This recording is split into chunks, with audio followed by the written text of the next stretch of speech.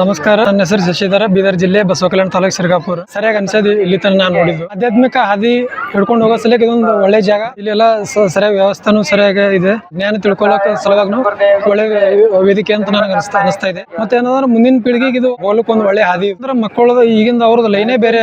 ತಾಯಿ ತಂದಿದನು ಫಸ್ಟ್ ಏನಂತಂದ್ರೆ ತಾಯಿ ತಂದಿ ಸರಿಯಾಗಿ ಆಧ್ಯಾತ್ಮಿಕ ಹಾದಿ ತಾಯಿ ತಂದಿನೇ ಇಲ್ಲ.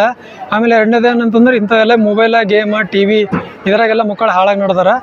ಇದು ಇಂಥ ಒಂದು ಇದು ತೋರಿಸಿದ್ರ ಅಂತಂದ್ರೆ ಇದು ಒಂದು ಹಾದಿ ಹಿಡಿಬೋದು. ಲಾಸ್ಟಿಗೆ ಹೋಗೋದು ಏನಂತಂದ್ರೆ ನಮ್ದು ನಮ್ಮ ಸನಾತನ ಧರ್ಮದೇ ಇದೆ. ಸನಾತನ ಧರ್ಮಕ್ಕೆ ಒಯ್ದು ಮುಟ್ಟಿಸ್ತದೆ ಇದು. ನಮಗೆ ಮೊದಲನೇ ಸಲ ಇಲ್ಲಿ ಬಂದಿದ್ದು.